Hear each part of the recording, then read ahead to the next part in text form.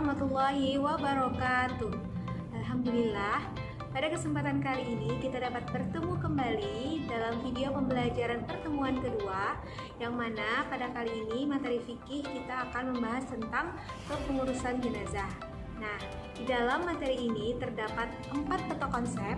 Yang pertama itu ialah memandikan jenazah, yang kedua mengkafani jenazah, yang ketiga mensolatkan jenazah, dan yang terakhir menguburkan jenazah.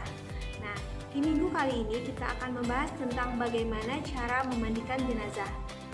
Nah, hari ini kita akan membahas tentang bagaimana cara memandikan jenazah dalam Islam. Nah, langsung saja kita akan memasuki materi yang pertama tentang apa itu pengertian dari sakaratul maut. Nah, sakaratul maut ialah gejala mendekati saat kematian atau ketika manusia akan mengalami kematian atau sakaratul maut. Ditandai oleh berbagai gejala seperti dinginnya ujung-ujung anggota badan, rasa lemah, kantuk, dan kehilangan kesadaran serta hampir tidak dapat membedakan sesuatu.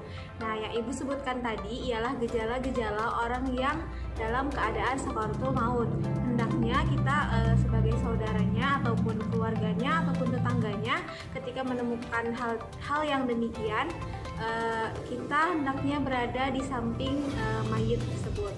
Tentang kematian ini tentunya juga sudah ada di dalam ayat Al-Quran. Di dalam Quran surah Qaf ayat 19 yang berbunyi, A'udzubillahi minasyaitonirrajim. Bismillahirrahmanirrahim. Waja'at sakratul mauti bil haqq. Dzalika ma qulta minhu tahid. Shadaqallahul azim.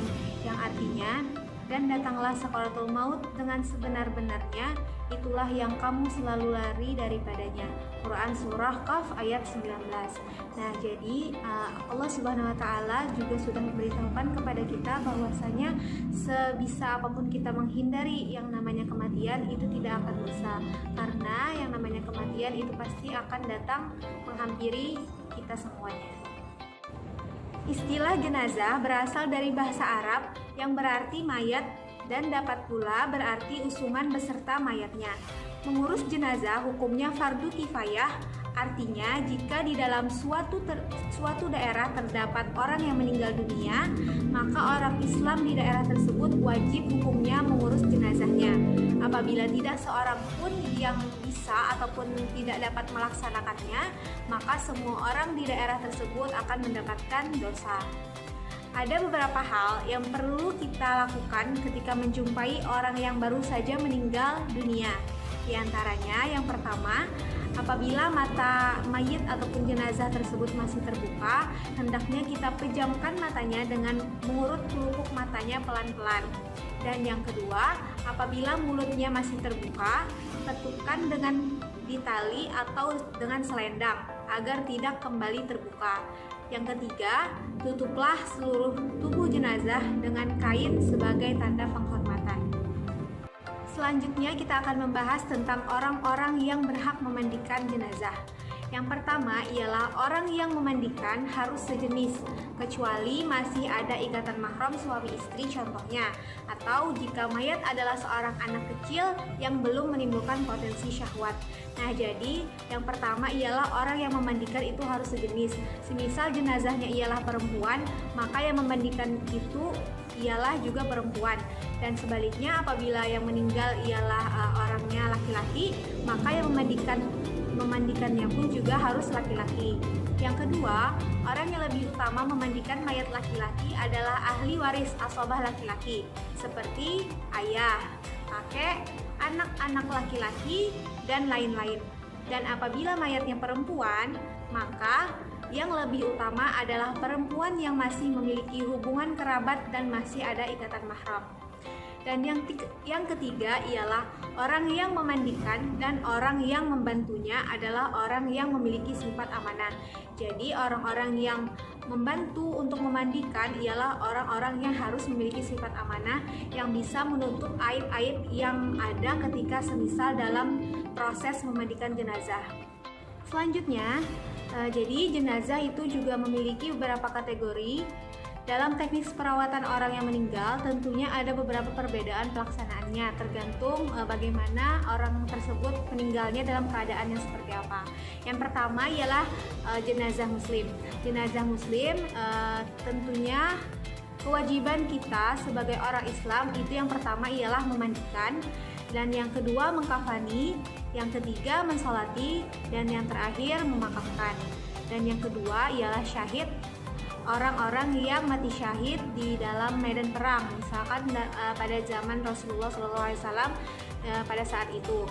Dan yang wajibnya ialah yang pertama menyempurnakan kain kafan ketika pakaian yang dikenakannya kurang, dan yang kedua memakamkannya. Kenapa tidak dimandikan dan tidak disolati?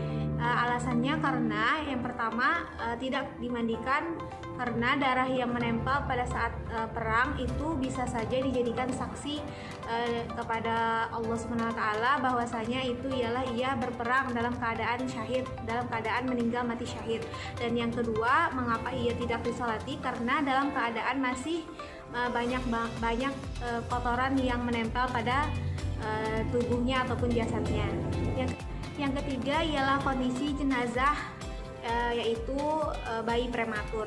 Nah, bayi prematur ini ialah bayi yang berusia yang genap 6 bulan dalam kandungan. Dalam kitab-kitab salaf dikenal ada 3 macam kondisi bayi yang masing-masing memiliki hukum yang berbeda. Yang pertama, kondisi bayi dalam keadaan lahir dalam keadaan hidup ataupun bisa diketahui dengan jeritan, gerakan atau yang lainnya, maka yang perlu dilakukan adalah sebagaimana kewajiban terhadap mayat muslim dewasa, seperti memandikan, mengkafani, mensolatkan, dan menguburkan. Dan yang kedua ialah kondisi bayi dalam bentuk bayi sempurna, namun tidak diketahui tanda-tanda kehidupan. Yang harus dilakukan adalah segala kewajiban di atas selain mensolati. Jadi segala kewajiban seperti misalkan memandikan, mengkafani, tetapi tidak wajib untuk disolati. Adapun hukum mensolatinya ialah tidak diperbolehkan. Dan yang ketiga ialah belum berbentuk manusia. Jadi bayi yang lahir tetapi belum ataupun berbentuk manusia. Bayi yang demikian tidak ada kewajiban apapun, namun hendaknya kita membungkusnya dengan kain dan langsung memakamkannya atau menguburkannya. Yang terakhir ialah kafir zimmi. Kafir zimmi adalah golongan non-muslim yang hidup damai berdampingan dengan orang Islam dan bersikap damai dengan kaum muslimin dan bersedia membayar pajak. Kewajiban yang harus dilakukan itu ada 2 macam. Yang pertama mengkafani dan yang kedua memakamkan. Nah, selanjutnya kita akan membahas tentang bagaimana sih cara memandikan jenazah. Nah, hendaknya imam memeriksa terlebih dahulu jikalau mayit masih berpakaian. Hendaklah melepaskan dengan cara mengguntingnya agar tidak menyakiti badan si mayit. Bahan-bahan yang perlu kita siapkan, yang pertama ialah 3 buah ember besar yang tertutup, 1 darinya lebih besar. 3 ember ini masing-masing berisikan yang pertama air biasa, yang kedua air sabun, dan yang ketiga air kapur barus. Selanjutnya ialah kita harus menyiapkan gayung. Banyaknya gayung itu menurut orang yang memandikan. Yang ketiga, gedang pisang sebanyak 5 potong untuk menempatkan kepala, leher, bahu, pinggang, dan kaki. Yang keempat, sabun harum yang dibagi 2, sebagian dicampur ke ember yang berisikan air, sebagian lagi dipotong kecil-kecil, jumlahnya 8 potong, guna untuk menyapu tubuh mayit dengan sapu tangan waktu bakubal ataupun mandi bersih biasa sebelum mewudukan mayit. Yang kelima, kapur barus yang ditumbuk sebanyak 35 gram diaduk dalam ember yang berisikan air. Yang keenam, sapu tangan, gunanya untuk menggosok tubuh mayit pada waktu bakubal dengan sabun. Selanjutnya, mayit yang sudah kita mandikan tadi hendaknya kita wudukan terlebih dahulu. Mewudukan mayit ini niatnya adalah wajib dan perbuatannya ialah sunat. Lain halnya dengan memandikan mayit, niatnya sunat dan pengerjaannya adalah wajib. Nah, niat mewudukan untuk jenazah laki-laki dan jenazah perempuan itu tentunya berbeda. Yang pertama, niat untuk jenazah laki-laki ialah nawaitul wudu'a lihadzal mayyiti lillahi ta'ala. Sedangkan niat wudu untuk jenazah perempuan ialah nawaitul wudu'a lihadzihil maitati lillahi Demikian penjelasan materi tentang memandikan jenazah pada hari ini. Semoga kalian semua dapat mengerti dan bisa memahami materi yang Ibu jelaskan. Salah hilaf mohon maaf, semoga bermanfaat. Wassalamualaikum warahmatullahi wabarakatuh.